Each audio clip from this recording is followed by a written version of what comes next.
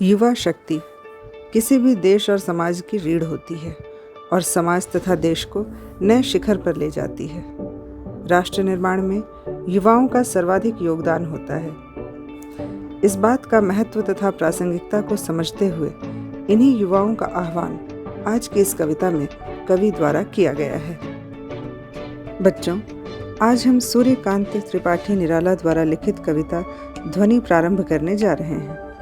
वैसे तो ध्वनि का शाब्दिक अर्थ होता है आवाज़ और अंग्रेजी में हम इसे साउंड कहते हैं, पर हम इसके शाब्दिक ही नहीं अपितु सारगर्भित अर्थ को भी कविता के माध्यम से समझेंगे। कविता प्रारंभ करने से पहले हम कवि निराला का संक्षिप्त परिचय प्राप्त करेंगे। हिंदी कवियों में सूर्यकांत त्रिपाठी निराला का स्थान हिंदी साहित्य जगत में उनके नाम के समान ही दैदीप्यमान है। निराला का जन्म उत्तर प्रदेश के उन्नाव जिले में 1897 ईस्वी में हुआ था। इनकी कविताओं में मुख्य रूप से प्रकृति, राष्ट्र प्रेम और शोषित अथवा पिछड़े वर्ग का वर्णन मिलता है। आज की कविता ध्वनि में प्रकृति और राष्ट्र प्रेम का अद्भुत समन्वय है। बच्चों, किसी भी कविता का जन्म कवि की कल्पना और मौलिकता तथा यथार्थ के मेल से होता है और हमारी आज की कविता इसी बात का उदाहरण है। सबसे पहले हम कविता का विषय वस्तु जानेंगे। इस कविता के माध्यम से कवि ने देश के सोए हुए युवाओं को जगाने का प्रयास किया है। इसमें उन्होंने अपने अंतर्मन की आवाज़ को प्रकट किया है। अब हम क्रमिक रूप से कविता की पंक्तियों का अर्थ जानेंगे। कविता के प्रथम परिच्छेद की पंक्तियाँ कुछ इस प्रकार हैं। अभी न होगा मेरा अंत, अभी अभी तो आया है मेरे वन में मृदुल वसंत, अभी न होगा मेरा अंत। इन पंक्तियों में कवि का आशावादी दृष्टिकोण दिखाई देता है। उन्होंने वसंत ऋतु की तुलना युवावस्था से की है। वे कहते हैं कि अभी ही तो उनके जीवन रूपी उपवन में वसंत का आगमन हुआ है, इसलिए अभी उनका अंत नहीं होगा।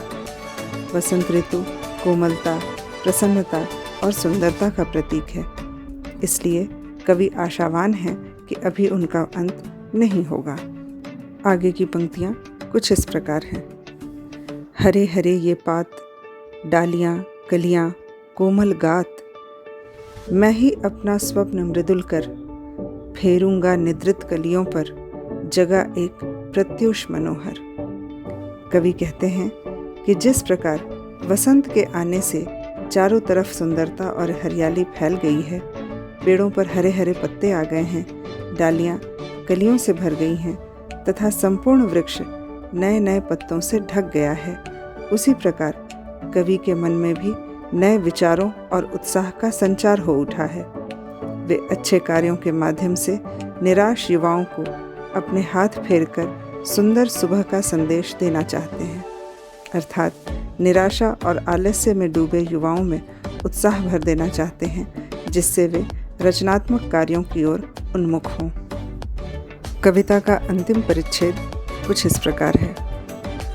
पुष्प पुष्प से तंद्रालस लालसा खींच लूँगा मैं, अपने नवजीवन का अमृत सहर्ष सींच दूँगा मैं, द्वार दिखा दूँगा फिर उनको, हैं वे मेरे जहाँ अनंत, अभी न होगा मेरा अंत। इन पंक्तियों में पुष्प युवकों को कहा गया है।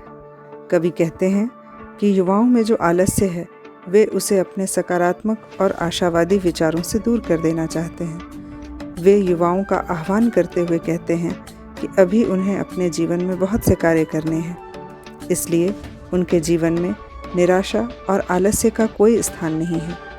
कवि का अंतर्मन ये चाहता है कि जिस प्रकार फूल खिलकर चारों तरफ अपनी सुगंध और सौंदर्य बिखेर देते हैं, उसी प्रकार देश का प्रत्येक युवा अपने अच्छे कार्यों द्वारा कर्तव्य पथ पर अग्रसर हो और चारों तरफ अपनी सुगंध बिखेरता रहे। अंत में कवि यह कहते हैं कि वे अपने आशावादी विचारों द्वारा युवाओं को जीवन का वह द्वार दिखाना चाहते हैं जिसकी राह कर्तव्य, उत्साह और रचनात्मकता से भरी हो और ऐसे जीवन का अंत कभी ना हो। बच्चों, उम्मीद है आपको कविता का भावार्थ समझ में आ गया होगा।